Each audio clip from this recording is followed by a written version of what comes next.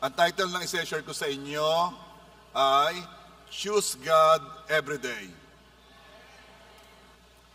Let it be that in our everyday life, we choose God.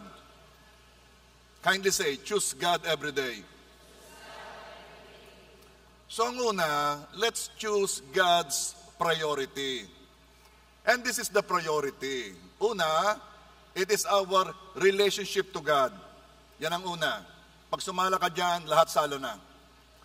Ang sunod ay ang iyong relasyon sa pamilya. At ito naman po ang hierarchy ng pamilya. Yung asawa, yung anak, then yung iyong mga extended family. Pwedeng yung apo, yung magulang mo. Okay? Hindi ka po ang una yung mga magulang. Pag ikaw ay single, nakatira ka sa bahay ng magulang mo, ay siyempre unang magulang. Pero kapag ikaw na may asawa na, hindi na yung magulang mo ang mayroong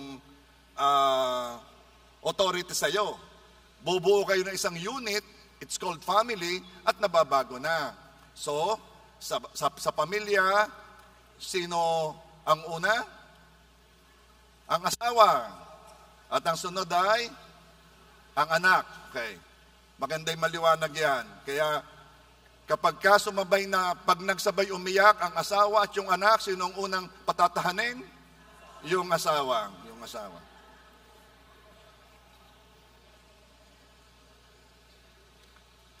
At ang sunod sa pamilya ay ang community. Yan na. Yung kasama mo sa work, yung mga friends mo, yung sa school mo, yan ang hierarchy ng relationships. At lahat na ginagawa mo must be according to this priority. So ang iyong work, ang iyong ministry must be according to this priority. God, family, community. Choose God first every morning.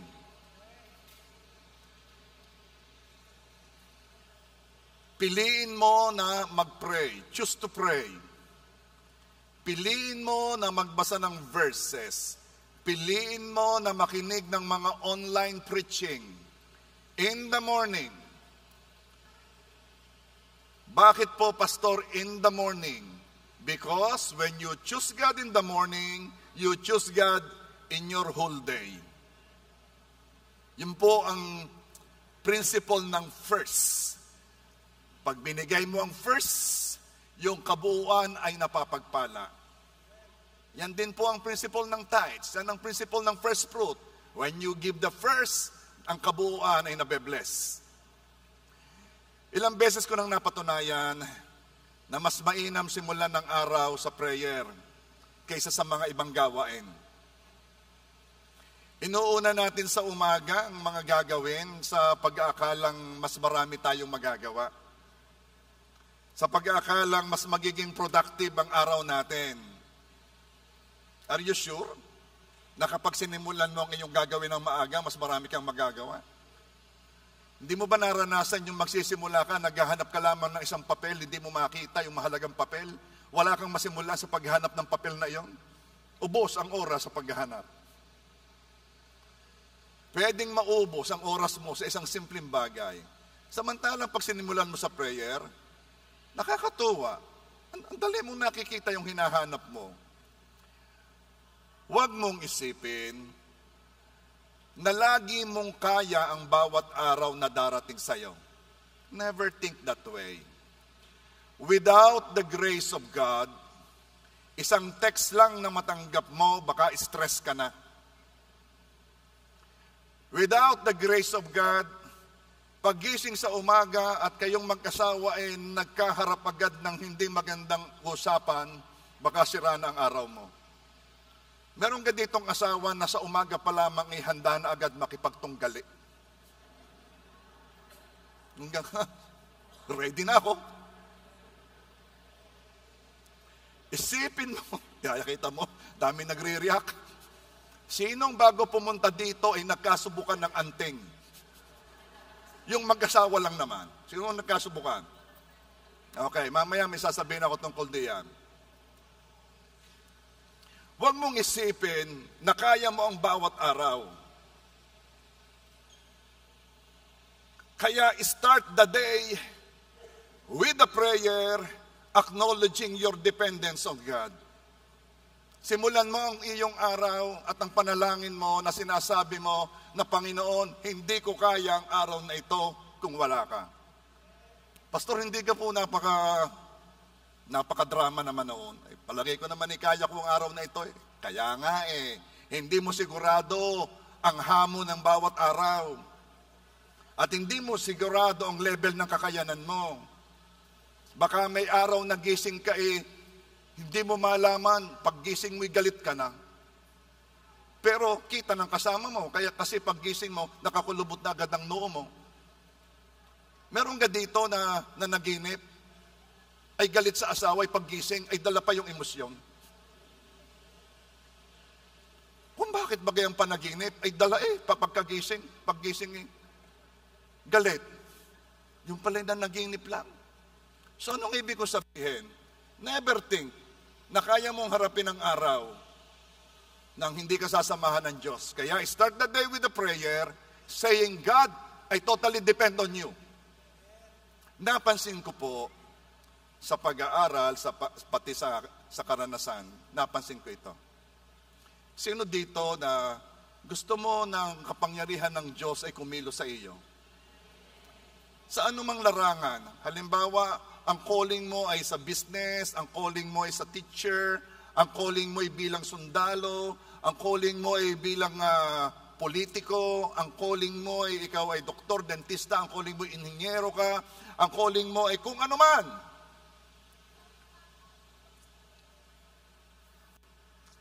This is what I can tell you. You need God. You need God. Ask for His help and guidance. And then, ibigay mo naman ang lahat na isipin mo at burdens mo sa Kanya. Start the day like that. Start the day. Lord, binibigay ko sa iyo ang aking mga isipin. Kasi, sa totoo lang yung pagkagising mo, dami mo na iniisip. Sinong ganon? Pagkagising mo, ang dami mo nagagawin, ang dami mo na, yung mga hindi pa natapos noon, yung mga asikasuhin mo. Sa hirap mag-pray kapag ang dami mong iniisip. So this is what you're going to do. Lord, binibigay kong burdens ko sa iyo, binibigay ko iniisip ko sa iyo, I want to tell you, Lord God, that I totally depend on you. Ito na pala yung sasabihin ko. Ito ang napansin ko. Yung pagsama ng Diyos sa iyo ay depende kung gaano mo siya kailangan. Ano man ang calling mo. Ulitin ko. Yung kapangyarihan ng Diyos at pagkilos sa iyo ay depende kung gaano mo siya kailangan. Kapag hiningi mo ang pagsama ng Diyos sa umaga, ito ang masasabi ko, you will be strong for the day. Malakas ka sa buong araw. Saan po ako malakas? Malakas ka na hindi ka agad iinit ang ulo. Baka naman akala mo yung malakas kang ikay nag-gym. No. Ang lakas na kailangan natin, lakas ng kaluluwa. Lakas ng isipan. Sino dito mabilis magalit? Kung meron man dito mabilis magalit, sasabihin ko, mahina ka. Baka pinagmamalaki mo yan. Kaya ako naman pag nagalit, mabilis na wala. Ang lahoy. Ang tunay na malakas, hindi ka agad nagagalit. Nakokontrol yon. So kapag hindi mo nakontrol ang galit, sa araw na yon, mahina ka. Ha? Remember that. Kapag sa araw na yon, hindi mo nakontrol ang galit mo, mahina ka sa araw na yon. Hindi ko sinasabing mahina ka lagi. Mahina ka sa araw na yon. It could be, hindi ka nag-pray. Kaya napakalaking bagay na sa umaga pa lamang, ikay lumalapit na sa Panginoon at hinihingi mo na agad ang kanyang guidance, sa kanyang pagsama. Bakit? Hindi mo kaya ang bawat araw na iyong haharapin. I'm telling you, hindi mo kaya. May mga taong proud. Akala niya, kayang-kaya niya ang buhay.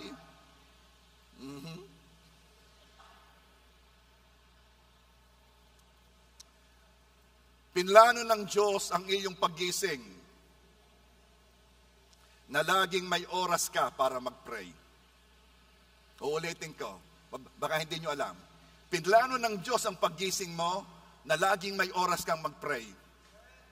Pastor, talagang wala. Ako gumising late na. Paano naman ni alauna pa ikaw nasa YouTube pa at ikaw nasa social media pa?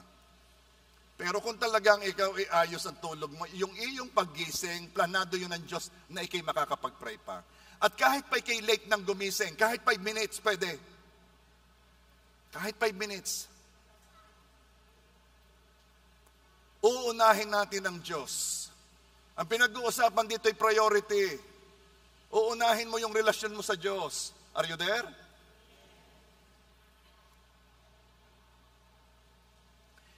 Piliing pagyamanin ang relasyon sa Diyos. Pagyamanin mo. Piliin mong makilala pa siya.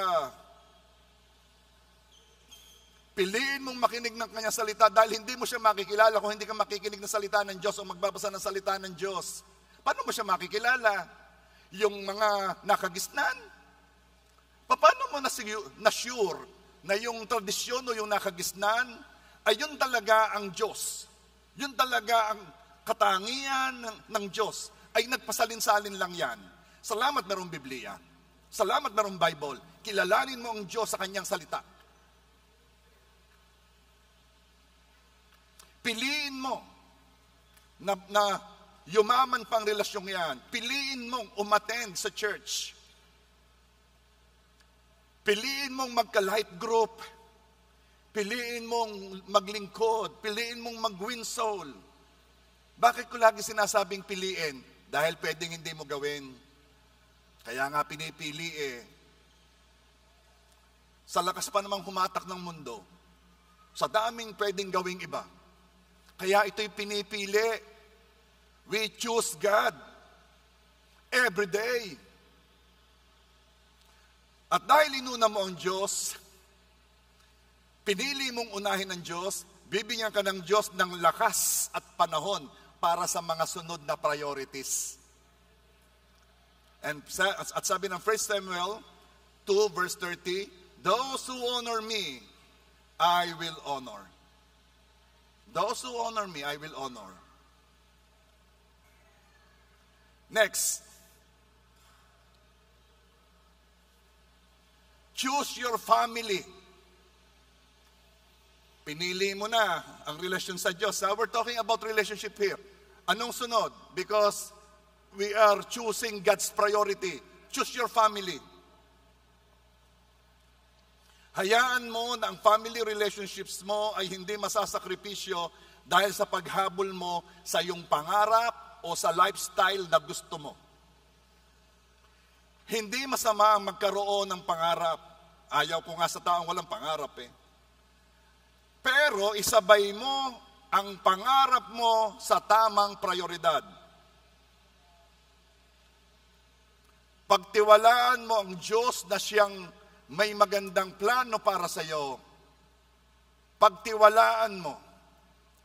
At hindi kasama sa plano ng Diyos ang isakripisyo mo ang priorities na siya mismo ang nagtakda. Pagtiwalaan mo na kapag sinunod mo ang priorities ni God, kikilos ang Diyos. Dahil yung magandang planong nakahanda niya sa iyo ay ayon sa tamang prioridad.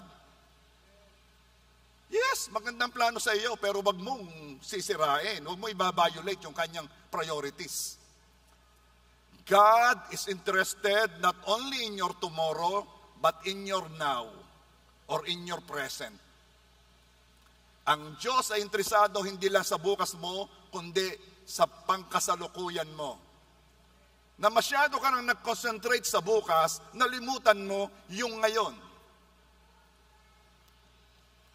Meron pong isang babae na hindi give up ang pag-abroad sa takot na mawalan daw sila. Sabi, baka daw meron siyang fear sa poverty. Ang puntos, hindi naman sila magugutom yung kanyang asawa sa Pilipinas, may trabaho. Bukod pa doon, yung kanilang pamilya, nung lalaki, may lupaing sinasaka. Hindi magugutom. Pero, may nakaset sa isip ang babae na level ng pamumuhay na dapat ay meron daw sila. May nakaset siya.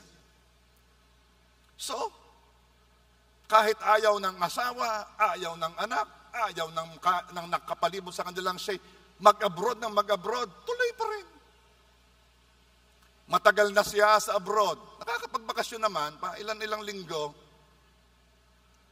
lumalaki ang anak na hindi siya kasama. At matagal na panahon na hindi sila magkasamang mag-asawa. Tiis sa YouTube o sa Messenger. Ang laki ng nasakripisyo sa relasyon dahil sa pag-aasam sa inaakalang mas magandang buhay. Ecclesiastes 4:6. It is better to have only a little with peace of mind than be busy all the time with both hands trying to catch the wind. Mas mabuti pa na meron ka lamang konti, na meron kang katiwasayan ng isip, kapayapaan ng isip, kaysa naman maging busy ka sa lahat ng panahon, ng iyong buong kamay, ang iyong buong lakas ay ginagamit mo na para gabang may hinahabol kang hangin. Uulitin ko, God is interested not only in your tomorrow but in your present. Baka masyado ka nakatingin sa bukas mo, nalimutan mo ang pangkasalukuyan mo. Nalimutan mo yung prioridad. Malungkot isipin na matapos piling isakripisyo ang panahon at kabataan sa paghabol sa pangarap, ay na-miss naman ang mas mahalaga at tunay na nagpapasaya. Ano po yon? Well, to be there sa bawat important events ng pamilya. Ang marinig ang unang salita ng anak o ng apo. Ang i-celebrate ang birthdays nila kahit may pansit lang at saka puto, pero sineselebrate. Yung habang siya ay nagbibisikleta, inaalalayan mo. Yung ikaw ay nasa school kasi nanonood ka ng presentation, nasa likod lang siya at nakatayo, palakpak ka na. Makinig ng kwento ng iyong anak o ng iyong apo na meron na daw siyang crush sa school. Nami-miss mo yon. Ang umattend ng kanilang graduation, na noong tinawag ang anak mo ay ikaw ay tayo at palakpak sabay sigaw. Those moments na hindi na babalik. Moments meant to be enjoyed by the family. At napakasakit kapag hindi mo alam ang prioridad ng Diyos. At ito ang mga sinasakripisyo mo.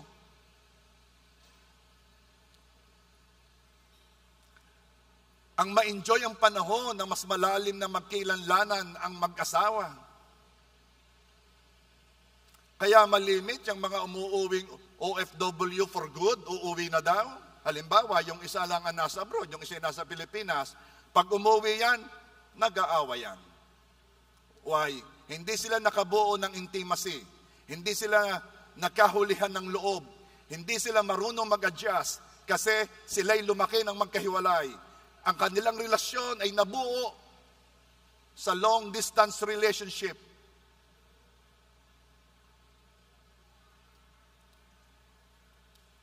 Ang madalaw ang mga magulang, lalo na sa panahong kailangan ka ng magulang mo.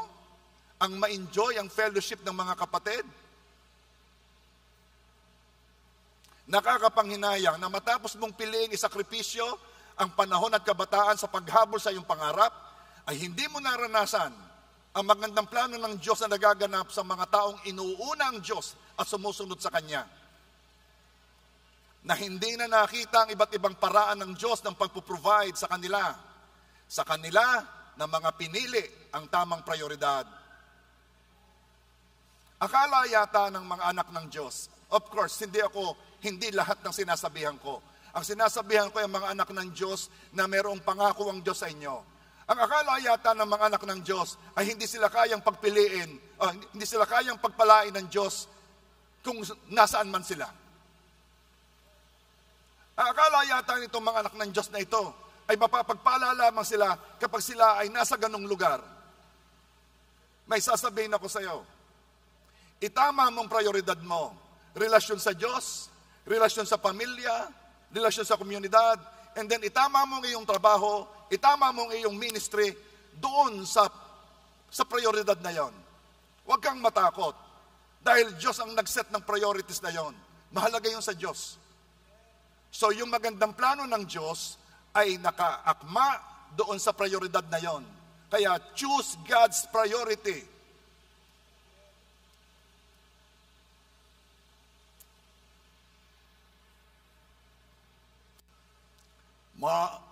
Malachi 3:18. Then you will again see the difference between the righteous and the wicked, between those who serve God and those who do not. Iyan sa pagbilang ng panahon, makikita mo ang pagkakaiba noong naglingkod sa Diyos at yung inuna ang kanyang gusto. Makikita mo ang pagkakaiba. Baka ikaw nagpunta sa abroad, nagpakahirap, lumayo sa church, lumayo sa Panginoon, na kahit sabi mo, ako naman nag-go-online, praise God, Pero, iba may pagkatawag ka, alam mo yun And then, nung kayo umuwi, nakita mo yung naiwan, ba't ka ito mas blessed pa sa akin? May sasakyan na, may bahay na, ay ako nagpakahirap, pagka wala pa akong may pakitang parang nasayang. Kaya sabi ko sa iyo pagtiwalaan mo ang Diyos na may magandang plano sa iyo.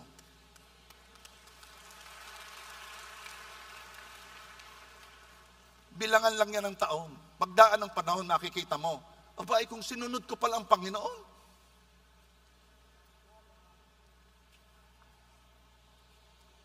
And then, choose others next. Relasyon sa Diyos, relasyon sa pamilya, then relasyon sa iba. Dito na papasok ang relasyon sa komunidad. We need friends. We need close friends. Pero minsan nagkakamali tayo ng priorities. Hindi lang sa mas inuuna ang trabaho, kundi mas inuuna ang friends, inuuna ang barkada. May nakita nga ako sa post sa Facebook. Yung ina, parang binato ng walis yung anak. Tapos ang nakasulat, ang haba ng post mo sa Mother's Day, hindi ka naman mautusan.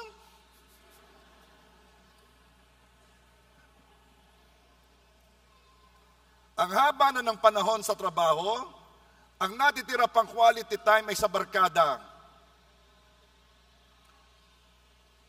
We need friends. Pero tingnan mo ang priority. Look at how the words end.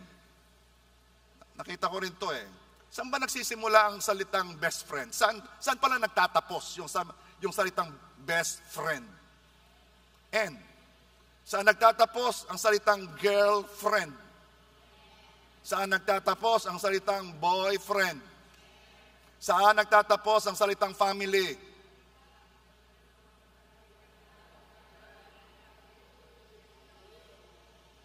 I love you. Itama ang prioridad. Sabi ng magulang nasaan kang batang ito? Ba't kagabi wala pa? Ay dadating na daw ho. Ay, 12:00 na wala pa ay darating na ho ang inyong border. Akala ko'y anak, border pala. Anak, iba ka naman kayo parang nagbo-board na lang. Now, dalawa lang yan. Choose God's priority. Ito na sunod. Dalawa lang.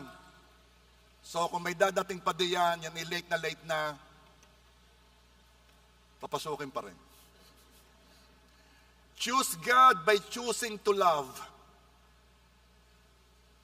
Choose God by choosing to love. Alam natin na nais ng Diyos na makamukha natin siya. At pinakakamukha natin si God when we choose to love. Kindly say, choose to love. 1 John 4 verse 8. Whoever does not love does not know God, because God is love. And because God is love, His kind of love is in our heart. Yan ay nasa puso natin, pero hindi po yan lumalabas ng kusa.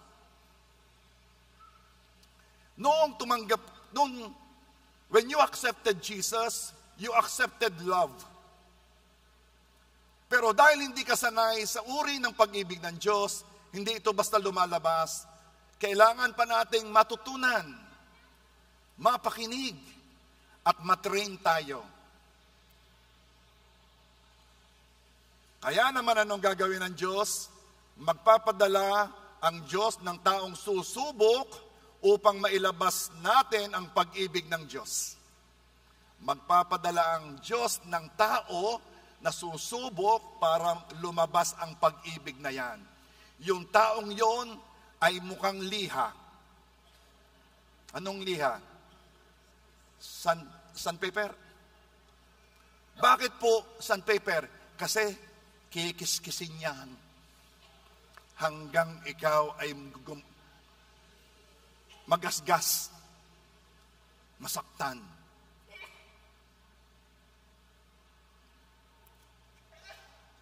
At sisimulan po natin ang gustong ilabas ng Diyos.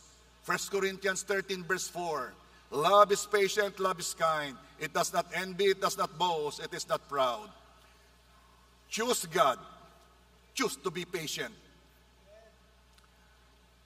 Ang plano ng Diyos ay huwag kang saktan. Sa halip, gusto kanyang bigyan ng pag-asa at magandang kinabukasan. Pero habang ang planong ito ay kumikilos, you must learn to be patient.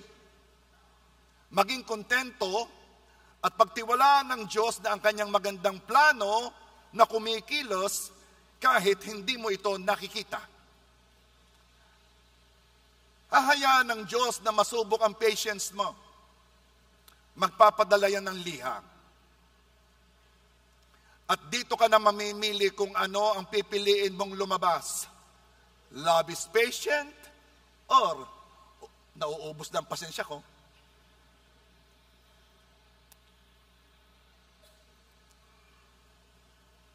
Choose to be patient. Choose to be calm. Mas makakapag-isip ka pa rin ng tama kapag kalmado ka. Napakahirap kasama ng mga walang patience. Very stressful sila. Sabi naman ng mga laging nagmamadali, ang stressful daw naman ay yung mga kasamang walang gulat. Hahayaan ng Diyos masubok ang patience mo. Next, choose God. Choose to be kind. God is love. Love is God. When you choose God, you choose love. When you choose God, you choose to be kind.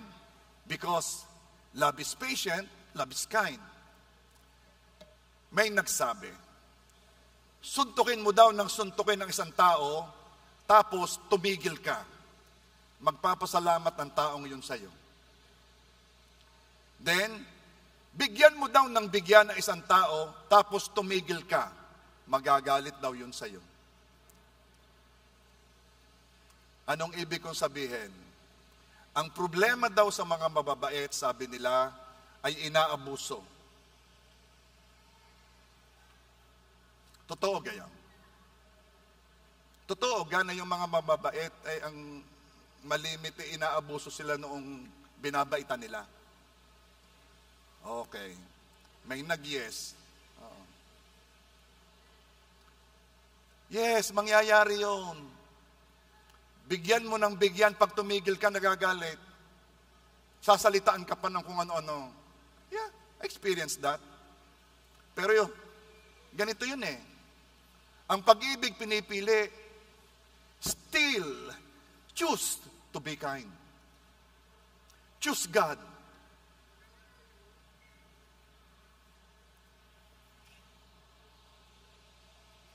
Kindness in words ay nakikita hindi lang sa pagpili ng tamang salita, kundi ng tamang tono at volume.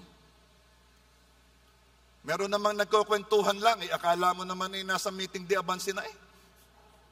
Ito'y sigawan.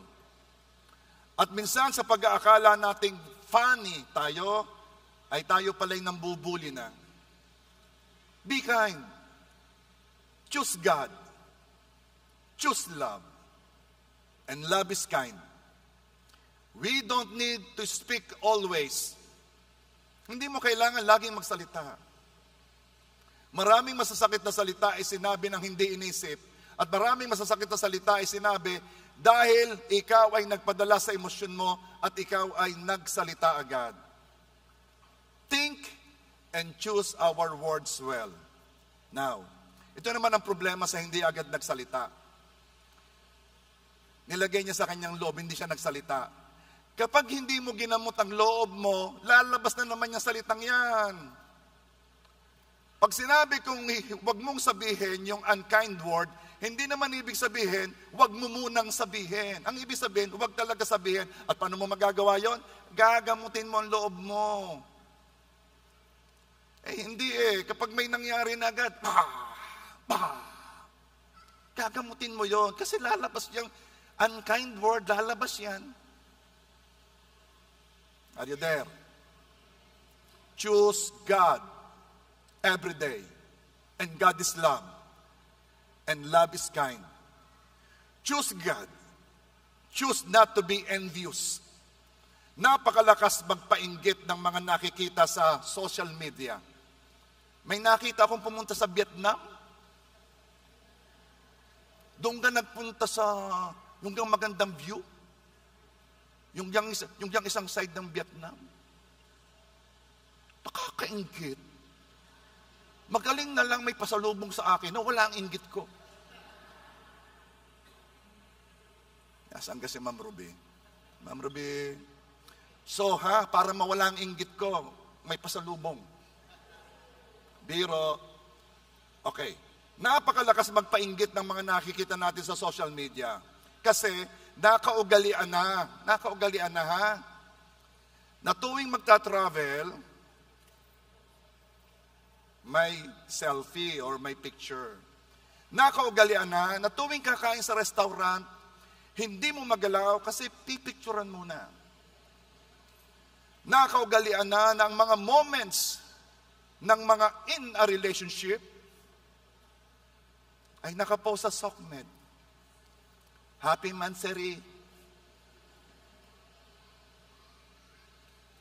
Lito na ako Ano lang naman kasi na-celebrate ninyo? Ay nakapost sa social media. Okay, I have nothing against this, Minsan ako actually ako nag-i-enjoy. Doon ko na lang nalalaman na nangyayari sa inyo.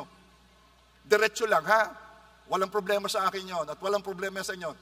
Continue what you're doing. Ang gusto kong kausapin ay yung mga naiinggit kapag may nakikitang mga ganon. Saka ka naman nakakita, pati ang pagbili ng brand yung sasakyan ay may picture pa na may malaking susi.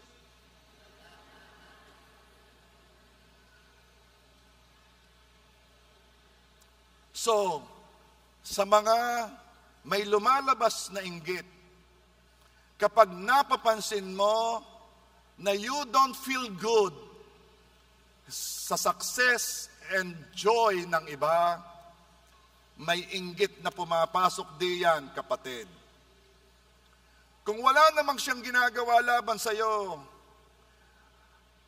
at may tendency kang i-put down siya, wala yan na may gayon.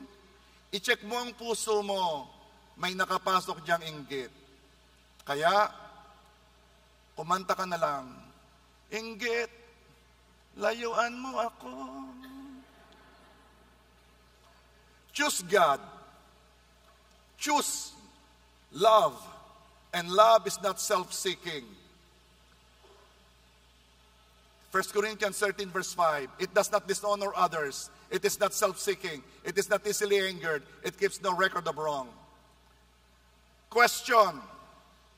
Remember how we are choosing God, and God is love, and love is not self-seeking. Question. Ikaw pa rin ba lagi ang topic mo? Sa pag-uusap ninyo, ikaw pa rin ba lagi ang topic? Hindi ka pa ba nagsasawa na ikaw ang topic? Bakit? Yung kausap mo, isawa na. Or ang topic mo is anything connected to you. Meron namang, siya na nga ang topic ng kanyang sinasabi, puro daing pa. About how he or she feels physically. Alam mo, kapag ang topic mo, ay, alam mo, ang aking balikat, ang aking tiyan, ang aking ganyan. Alam mo, you are seeking attention. May magagawa ka naman yung kausap mo, di kay kaatasan ni sasabihin tapalan mo na sa lunpas. Hindi naman doktor ang kausap mo, ba't mo ka sinasabi pa? You are seeking attention. Or wala kang ibang topic. Ay ano kung itatopic ko? O, tignan mo na, hindi mo alam. Eto. Instead of self-seeking, how about be God-seeking? Itapik mo ang Diyos. Instead of self-seeking, how about others-seeking? Itapik mo yung mabubuting bagay sa iba. Any topic, wag lang ikaw. Sa hirap. Bakit? Because we are self-seeking. And love is not self-seeking. Kaya po may nagbo-boast. Love does not boast because we are self-seeking. Kapag lagi mo isinisingit sa usapan ng iyong accomplishments, ang narating mo, ang alam mo, ang connection mo, ang mabuting bagay na ginawa mo, you are boasting. And love does not boast. Choose God. Choose not to boast. Pag gusto mo nang magsabi ng tungkol sa iyo at lalo na't ikaw ay matataas sa sinabi mo, pigilan mong sarili mo. Kapag gusto mo nang mag-boast, boast on God. Some boast in chariots, some boast in horses, but we will boast in the name of our Lord. Check yourself, ha? 1 Corinthians 13 verse 5. It does not dishonor others. Choose God. Choose to honor others. Ano po ang honor? Honor is a decision we make to place high value, worth, and importance on another person. Pastor, hindi ka po yung honor, yung respeto. Yan naman hindi dapat hingin. Yan kusang binibigay. Yan it should be earned. Respect should not be demanded. It is earned. Kung siya ka-respeto, hindi re-respetuhin ko siya. Kagaling. Yes, it's true. Maybe. Sa mga kapantay mo. Pero, hindi sa mga tao na sinabi ng Bible na dapat i-honor. At sisimulan na po natin kung sino yung mga taong yon. Sabi ng Romans 13 verse 7, pay to all what is owed to them. Respect to whom respect is owed, honor to whom honor is owed. Sisimulan na natin. No, listen ha. Kung sa iba, ang respect ay dapat i-earned, dito sa sasabihin ko, hindi nila kailangang i-earn ng respect. Dapat mong ibigay. May utang ka sa kanilang respeto. Sino po itong mga ito? Mga asawang babae, honor your husband. Respect your husband.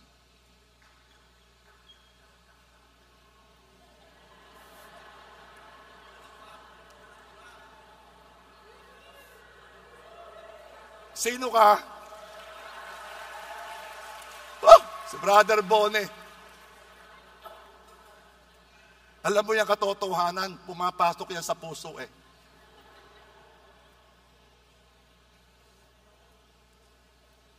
Ephesians 5:33, however, let each one of you love his wife as himself, and let the wife see that she respects her husband. Mga asawang babae, ito'y pananagutan nyo sa Diyos. Inyong igagalang ang inyong asawang lalaki. Panay na riyakan din eh. Sobra na nga ho. Panay na riyakan na eh. Okay.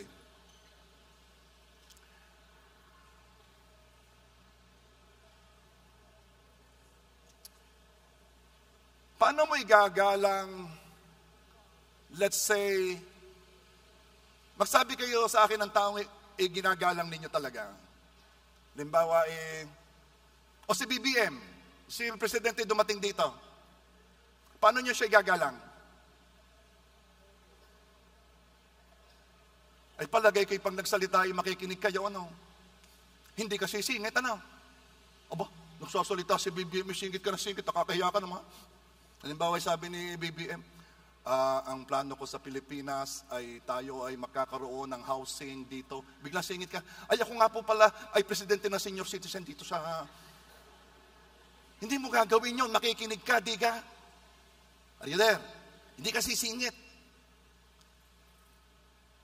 Pag nagsasalita si presidente, makikinig ka, di ba? Okay, nariyan si presidente. Ginagalang mo, di ba? Okay. Bibiruin mo ga? Nariyan, bibiruin mo ga? Yung mga birong naririnig mo sa social media. Sulong, sige.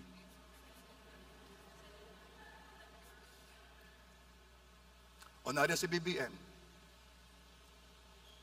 Si BBM ay nakita mong yung kanyang tuck-in ay nakalabas. Ano sasabihin mo? Mr. President, yung pong inyong damit. Thank you. Tingnan yung ginagawa niyo sa inyong asawa. Nagsasalita ang asawa mo. Dumali ka na naman, yan na naman ang iyong mga... Itong gawin mo, ako ang sundin mo, at ako yung tama. May napalakpak pa. Parang naiyak na eh. Pastor, tama, sinasabi mo, tama. Mga asawang babae, baka nalilimutan ninyo, ha? Iyan ay hindi kailangang i-earn ng inyong asawa, yan iniutos sa inyo. Okay. Smith Wigglesworth. Sino nakakakilala kay Smith Wigglesworth? At his time, he was the greatest man of God sa panahon niya. Hindi siya born again. Yung asawa niyang babae born again. Yung kanyang asawa ay umaattend ng church. Nagagalit si Smith Wigglesworth. Nagagalit. Ang ginawa, kinandado ang pintuan. Ay sa kanila po ay malamig. Malamig doon. Dumating ang kanyang asawang babae, hindi makapasok sa bahay, nakakanda daw. Ang ginawa ng babae, nahiga na lang siya doon sa may pinto. At pagka umaga, lumabas ang asawang lalaki, kukuha ng newspaper, nakita doon ang kanyang asawa, nagising yung kanyang asawa. Pinagpagandamit at bumangon at ang sabi, anong gusto mong breakfast ipaghahanda kita? Alam mo, doon na born again si Smith Wigglesworth. Doon siya naging Christian, doon siya nag-preach, doon siya nagpastor sa testimony ng kanyang asawa. Pastor, ang aking asawang lalaki, puro bisyo. Puro bisyo. Pag-pray mo naman siya, i-deliverance mo siya, may demonyo yun.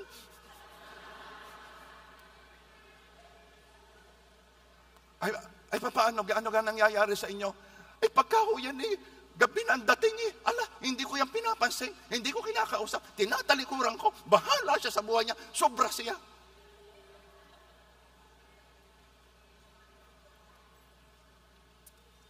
He doesn't have to earn it. You have to give it. Respect your husband. Mga lalaki, mga asawang lalaki, palakpak kayo. Sabi ni Susan, Mother's Day ngayon bakit gayaan?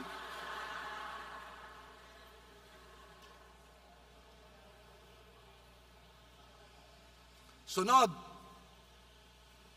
Kaya gusto ko nandito ang inyong team Honor the governing authorities. I-honor ninyong mga namumuno sa inyong komunidad. Romans 13 verse 1. Why? Because we choose God. God is love. And love does not dishonor others.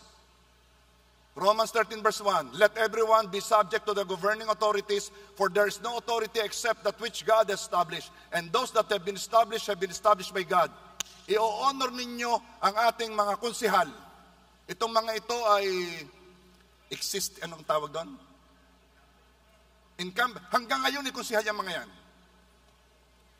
At magiging konsehal pa rin. Igagalang ninyo sila, hindi dahil sa sila, hindi ko naman kilala yung mga yan. Kung may dumaan, di ako binati. Hindi kailangan sila'y maging mabuti sa inyo para igalang ninyo sila. Ang sabi ng Bible, may utang kayong paggalang sa kanila. Wala naman akong utang sa mga yan. Ay, ang Bible ang misabi, may utang kang paggalang. You have to pay respect. Kaya pag nakita mo si Vice Mayor Tani, igagalang mo, Vice Mayor, kumusta po kayo?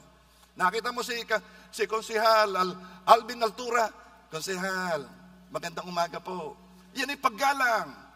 Hindi ko nga ho kilala yung mga yan. Hindi mo kailangang makilalang personal. Diyos ang misabi, igagalang mo yan. Pag nakita mo si Konsehal Sani Aquino, sabihin mo lamang, Konsehal, magkita tayo sa Pasko. Ano ba yan? Igagalang.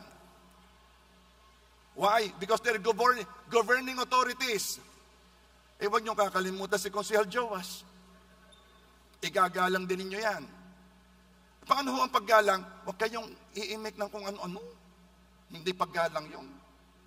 Yang mga yan ay namumuno. Nag-i-start lang tayo diyan. Pati yan, hanggang presidente. Simula ng BBM. Si BBM hindi ko binoto. Pero simula nang nagpresidente si BBM, hindi na ako nagsasalita ng anumang negative sa kanya. Bakit? Sapagkat siya'y governing authority. Yung hindi na presidente, medyo naimik na ako. Pero yung nakatayo, mayroon kang utang na respeto sa kanila. Ganon din sa ating mayor. Next. Itong mga ito ay hindi kailangang magustuhan ninyo para igalang nyo. Ha? Ang sabi ng Bible, may utang kayong paggalang sa kanila. Next. Your spiritual leaders. Honor your spiritual leaders. Hebrews 13:17. Obey your leaders, submit to them, for they are keeping watch over your souls, as those who will have to give an account. Let them do this with joy and not with groaning, for that will be of no advantage to you. Sino ang spiritual leader dito sa church? Ay, hindi nyo alam. Kaya pala. Ako. Okay? Dito sa local church na ito. Ako.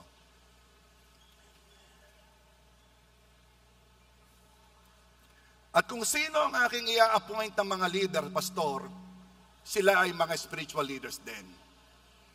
Now, tingnan nyo sinabi dito, sila ay nagbabantay sa inyong kaluluwa. Katulad ng isa na magbibigay sulit. Alam ka ninyong aming tayo? Yung iba'y laging gusto ko yung malaki ang church. Alam mo yung ibig sabihin noon? Maraming pananagutan. Pananagutan ko kayo sa Diyos. Paano ho yun? Pananagutan ko, mga tinuturo ko sa inyo, pananagutan ko yung pag-aakay ko sa inyo, pananagutan ko kayo. Now, para magawa ko ito, ang sabi ng Bible, hayaan ninyong magawa ito ng inyong spiritual leader ng maayos. Without, let them do this with joy and not with groaning. Kayo naman ay mga mababait. Kayo naman ay, you're easy to na makasama at maging ka-church. Pero, huwag mong kakalimutan, if you are respecting me, it is because sumusunod ka sa Diyos. At ikaw na may mananagot din sa Panginoon. Mananagot ka sa Panginoon. Ito yung pagpapaalala lang. Ano? Okay pa kayo? Now, papasok na tayo dito. Pastor, paano naman kung hindi yan mayor, hindi yan nag-governing authorities, tapos hindi ko naman asawa yan, o at saka, paano kung hindi naman yan pastor? Pantay lang naman kami. Okay, kung pantay kayo, at least, wag mong bawasan siya ng honor. 1 Corinthians 13:5, it does not dishonor others. Paano ba binabawasan ng honor ay ibang tao? Chismis. Basta pinagchismisan mo, binawasan mo yan ng honor. Now, today is Mother's Day.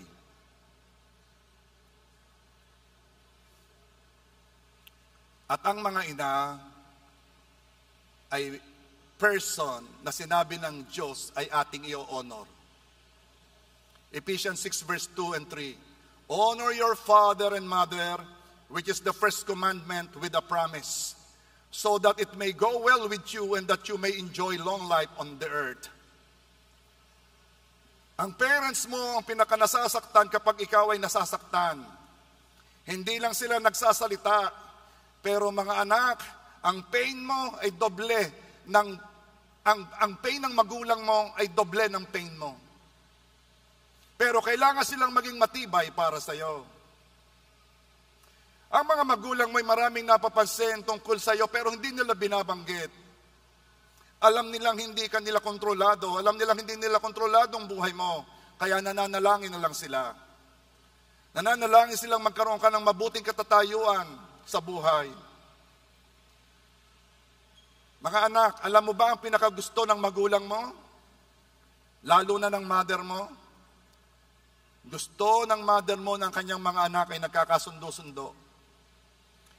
Merong tayong online member na nag-aalaga siya ng 93 years old na lola. Inaalagaan niya.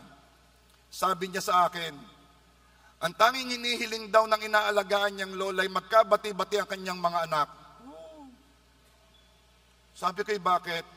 Sabi nung nag-aalaga, matataas ang pride ng mga anak.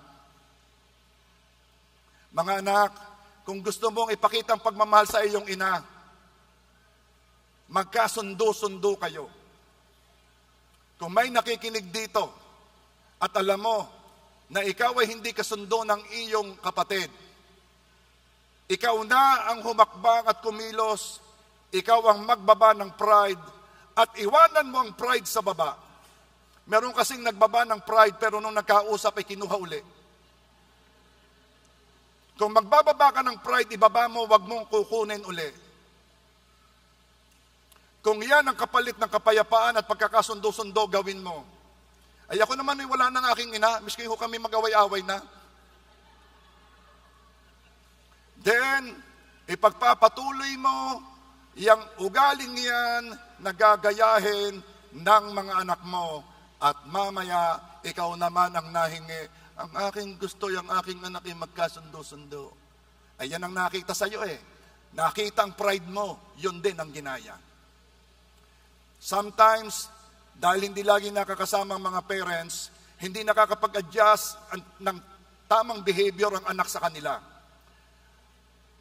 May sasabihin ako sa inyo mga anak, ang pinag-uusapan dito ay honor your parents. Again, uulitin ko, hindi kailangan ka-honor-honor sila para ibigay ang honor. Inutusan ka ng Diyos na igalang ang iyong ina. Ang ugali ng inyong ina ay kung anong ugali niya noong bata ka pa. Huwag mong isipin na ya'y mababago pa.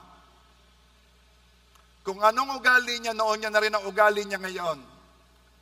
Dahil sanay na ang mother mo sa kanyang role na siya ang ina, kaya minsan ang turing sa anak ay tulad pa rin noong dati. Makikialam yan sa pagpapalaki ng kanyang apo. Ipipilit niya ang gusto niyang pagpapalaki at lahat na ginagawa mo ay mali. Ang kanya ang tama. Pero itong ibig kong sabihin, 10 lang yon. Marami pa yung style. Dahil hindi na yan nagbago kung ano siya nung ikay bata pa, yan na rin nung ikaw ay tumanda na. At ang puntos, baka hindi mo napapansin, tumatanda na rin ang iyong ina.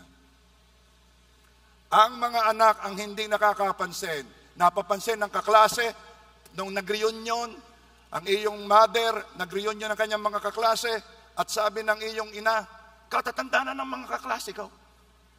At saka mo lang nalaman, ay hindi pa alam ng inay na siya'y matanda na rin. At baka hindi mo alam, tumatanda ng iyong ina, huwag mo nang baguhin ang kanyang ugali. May nakipag-usap sa akin, umiiyak siya. Kasi umuwi siya from abroad na one of the reasons ay masamahan ng kanyang ina. May pamilya yung babaeng iyon. Pero she found out na nayayamot na siya sa mga sinasabi ng kanyang ina. Nayayamot siya. Napapasama na ang kanyang ina sa kanyang stress and frustrations. At nung siya nakikipag-usap sa akin ay naiiyak siya kasi ang sabi niya, ayaw naman niyang ganon siya. Ang hindi alam nung babae na nagpa-counseling sa akin, nagpa-pray at nagpa-counseling, yung kanyang ina ay lumalapit din sa akin noong siya'y nasa abroad at laging siya ang hinihingi ng prayer. Yung aking anak, pastor, ipag-pray mo, sabay iyak. Ang hindi alam nung anak na babae, yung kanyang ina, siya lang ang iniisip. At ang concern ng kanyang ina sa kanya, minsan nakaka-suffocate na sa anak. So ang nakita ko yung mag-inang nagmamahalan, pero hindi nila magawa ang pagmamahalan ng tama. Mga anak, tayo ang a-adjust sa ating ina. Kung hindi mo gustong sinasabi, ay kunwari na lang ay gusto mo. Kunwari, ikaw ang a-adjust kasi inutusan ka ng Diyos to honor your mother. Sa tanda na ng iyong ina, makinig ka na lamang. Huwag mo nang baguhin. Ay nakakabingihuwi. Maglagay ka ng earplug. Ikaw ang mag-adjust. Huwag mong papatulan. Huwag mong papatulan ng iyong ina. Lagi mo siyang kakampihan. Ay maliho eh. Hindi mo naman kailangan sabihin sa iba eh. Nasasabihin mo, oo nga inay, oo nga ho. Ang kailangan na lang niya ikakampi. Ya'y nagagalit kapag siya hindi kinakampihan. At ya'y matanda na, kampihan mo na lang ng kampihan. Pag may dinadaing na sigayaw, sabihin mo, oo nga ho. Kampi na ng kampi. Mga anak, naririnigan ninyo ako.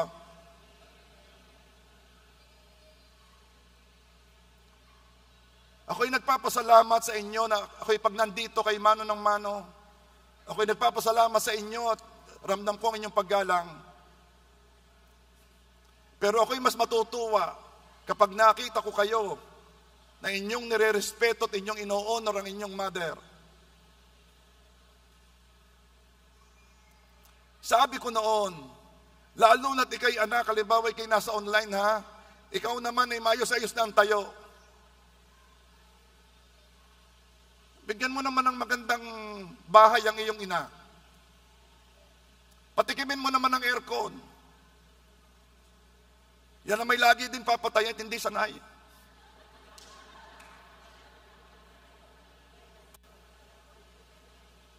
Patikimin mo naman ang tubig na automatic na magbubukas sila ng gripo ay malakas ang tubig.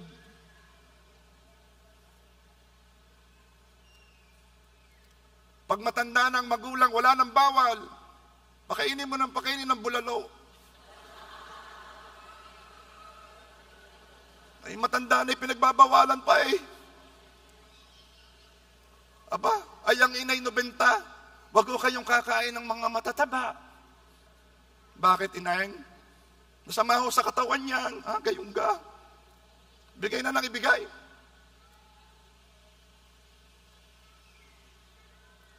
Kayong mga anak na napakadalang bumisita sa inyong ina, limit-limitan ninyo. At wag na wag, at pag ito'y hindi ninyo ginawa utang na loob, wag kayong iiyak-iyak kapag ka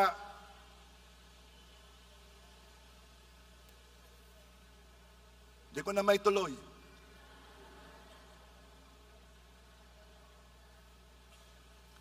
Hayaan mo na wala kang pagsisisihan sa iyong ginawa. Kapag ang iyong inay nangangailangan na makasama mo, ikay umuwi. At ano ka naman yung 3 buwang walang sweldo? Ay ano kung walang sweldo, umuwi ka. Samahan mo ang iyong ina. Ay ano ang aking, paano ang gastusin ko? Lumapit ka sa akin. Pagpe-pray kita.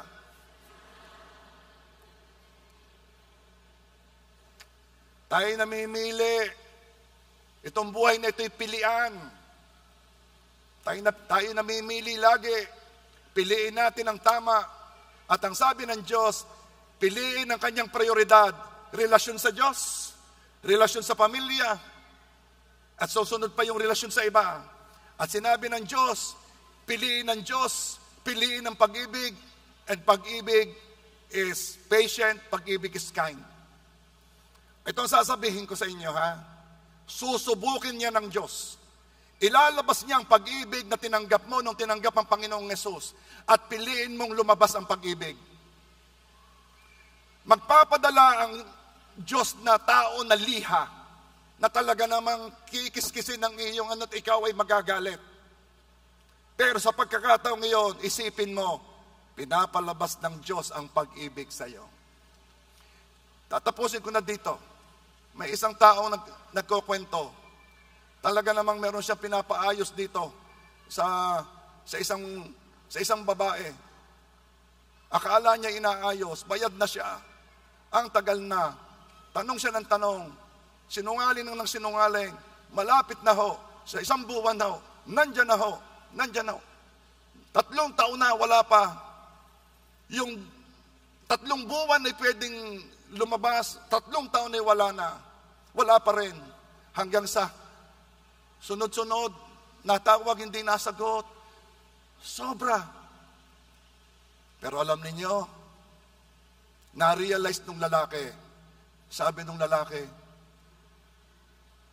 gustong palabsin ng Diyos ang kanyang pag-ibig. Madaling lumabas ang pag-ibig, kaya pagkaibig-ibig yung tao o ang sitwasyon ay maganda. Ang pag-ibig ng Diyos ay lumalabas pag hindi kaibig-ibig. Nag-usap sila. Sinabi ng babae, nagastos ko po yung pera. Anong nangyari sa pinapaayos? Wala pa pong nangyayari. Bakit sabi mo sa akin, lalabas na? Hindi ko po alam sasabihin ko. Alam mo, sabi ng lalaki, ganito ha. Sabi, patawarin po niyo ako. Gusto sabihin ng lalaki, ay ang pera ko. Sabi niya, pinapatawad kita. Sabi ng lalaki, hindi ako galit sa'yo. Pinag-pray pa siya ng lalaki. At sabi ng lalaki, tutulungan ko ikaw na ikaw ay makabawi. At tuwang-tuwa yung lalaki at sabi niya, napagtagumpayan ko ang pagsubok. Bakit? Kasi na-realize niya na yun pala ay pagsubok ng Diyos para palabsin ang pag-ibig ng Diyos.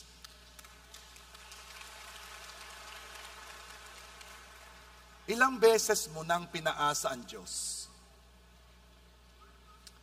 Ilang beses nang naghintay ang Diyos sa iyo? Ilang beses mo nang sinabi sa Diyos na yes po, pero hindi ka dumating? Ilang beses mo nang sinabi kay Lord na yes, Lord, pero hindi mo ginawa? Alam mo, ang Panginoon, ang sabi niya, hindi ako galit sa iyo. Pinapatawad kita. Wala kang pwedeng gawin para mabawasan ang pag-ibig ko sa iyo.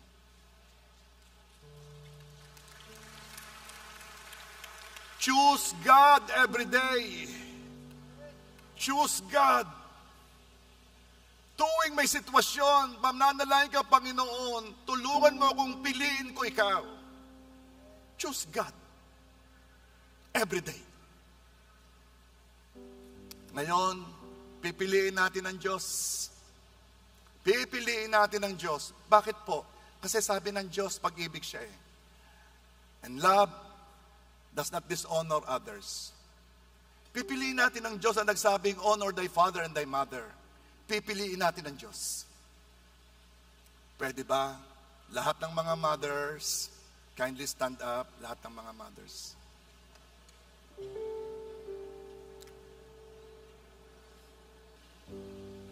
Palakpakan po natin ang Diyos sa buhay ng mga ina.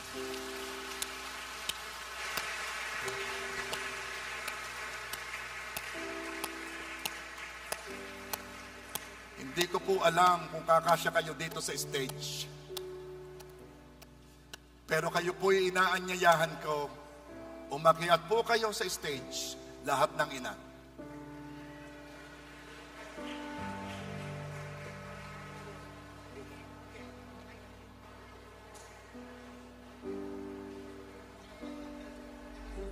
Mga mothers, we really appreciate you. Kayo po ang ilaw ng tahanan. Ginagawa po ninyong tahanan ng isang bahay. Kayo po ang ilaw. Pag po ang lalaki lamang sa bahay, tiyak yung bahay na yon magulo.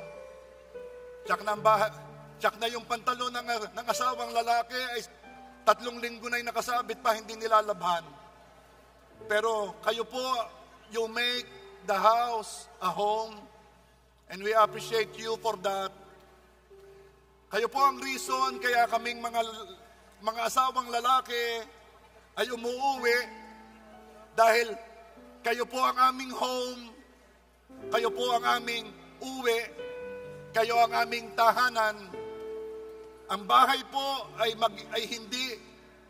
ang bahay po ay bahay lang. Pero pag nandoon po kayo, ang bahay po ay hindi lamang isang bahay, ito ay isang pahingahan, isang lugar na nais naming tumigil ng matagal.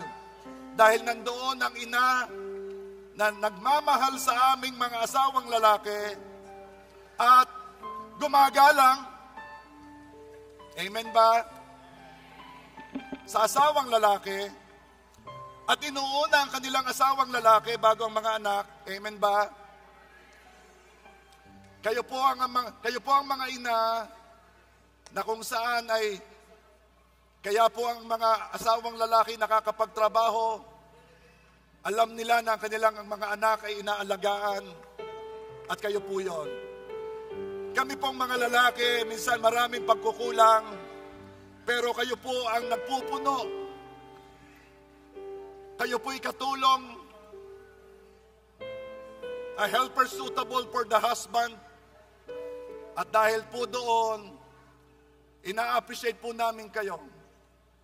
Nakita po ng inyong mga anak kung paano ninyo sila minahal. Nakita ng inyong mga anak kung paano ninyo sila inalagaan. At ina-appreciate po namin kayo. Mga ina, kayo po ay biyaya ng Diyos. Hindi lamang po sa mga anak, biyaya po kayo sa inyong asawa, biyaya po kayo sa community, biyaya po kayo. Again, palakpakan po natin ang Diyos sa buhay nila. Now, atin pong ipag-pray ang mga mothers. Taas po natin ang ating kamay patungo sa kanila. Father God, we thank you for the mothers in this church. Ang mga ina, Panginoon, na hindi lamang po inaalagaan ng kanilang anak, kundi ang mga ina na naglilingkod pa rin sa iyo ayon sa kanilang mga kakayanan at sa kanilang mga kaloob. Mga ina na nagiging kalakasan sa pamilya na rin dahil sila po ay inyong biniyayaan na meron silang nakikita, hindi nakikita ng lalaki, hindi nakikita ng asawang lalaki. At sila po'y katulong ng asawang lalaki sa pagtaguyod ng pamilya. Ang mga ina rin po, Lord God, ang binigyan nyo ng biyaya upang mag-alaga sa mga bata at salamat po doon. Lord, ang hinihiling ko, bigyan pa po ninyo ng malakas na katawan, mahabang buhay ang lahat na nandito, pagpalain ang kanilang pamilya, maranasan ang pag-ibig hindi lamang galing sa asawa kundi galing sa anak. Ang dalangin ko po, Panginoon, kung ano man po, Lord God, pagkukulang ng mga anak sa kanila, yun po, Lord God, ay inyong kausapin ng kanilang mga anak at pupunuan ninyo, Panginoon, ang pagkukulang na iyon. Ang dalangin ko po, Lord God, ay mararamdaman nila ang iyong pag-ibig, Lord God. Again, Lord, I pray, malalakas na katawan. Aalagaan nila hindi lang kanilang anak, kundi ang kanilang mga apo. Bibigyan nyo ng mahabang buhay. Makikita nila hindi lang kanilang apo, kundi ang kanilang mga apo sa tuhod. Bibigyan sila ng malakas na katawan. At Lord God, pagpapalain, I am declaring one One day para sa mga mothers. Salamat po, Ama. This we pray in Jesus' name. And everybody say, Happy Mother's Day!